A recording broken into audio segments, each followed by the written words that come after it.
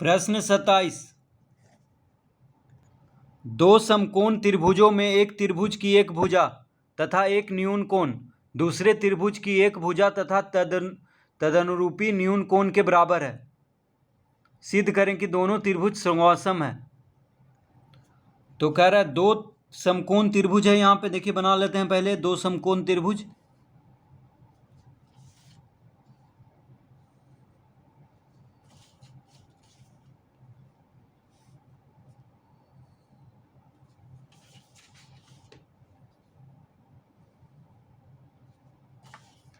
तो इस तरह से दो समकोण त्रिभुज बना लेंगे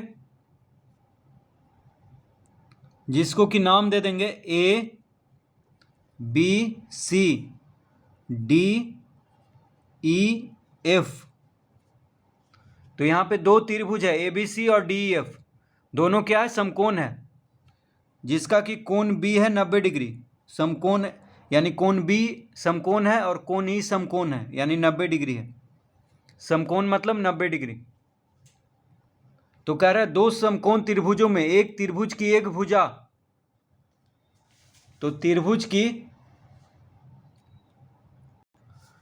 कह रहा है त्रिभुज की एक भुजा। देखिए मान लेते हैं BC और EF बराबर है, ठीक है। तो त्रिभुज की एक भुजा तथा एक न्यून कोण दूसरे त्रिभुज की, अब मान लेते हैं कोण A और कोण D बराबर है। तो देखिए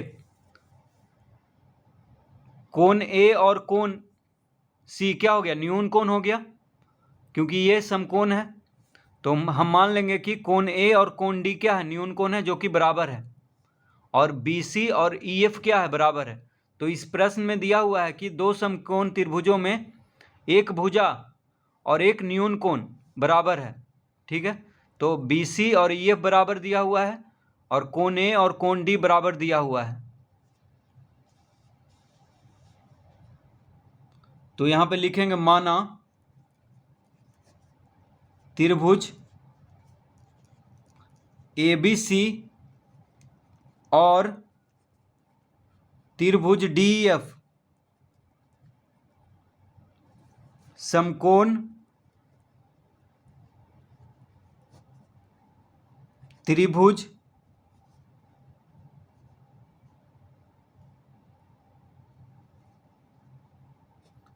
है। माना त्रिभुज ABC और त्रिभुज DEF समकोण त्रिभुज है, जिसमें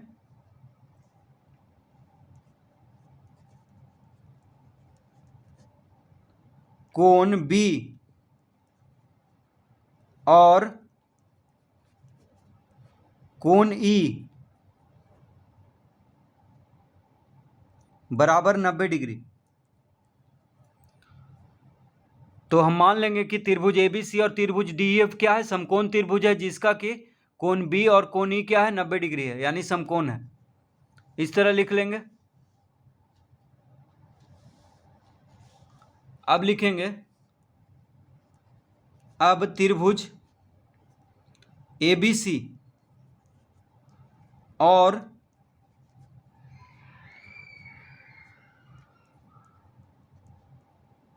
त्रिभुज DEF में,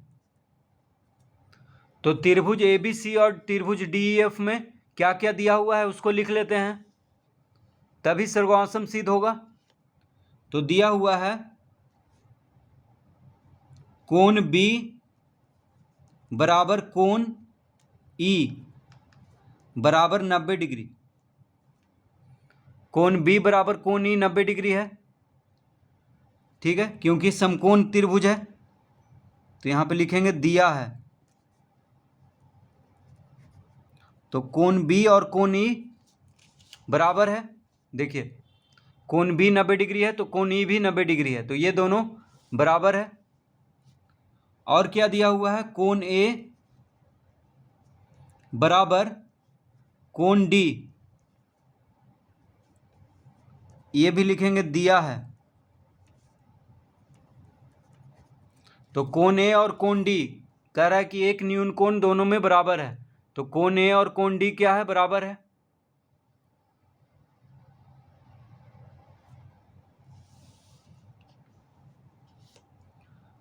अब दिया हुआ है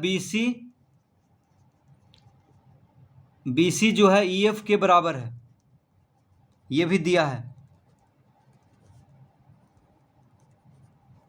तो बी सी बराबर ई एफ, देखिए बी सी बराबर ई एफ,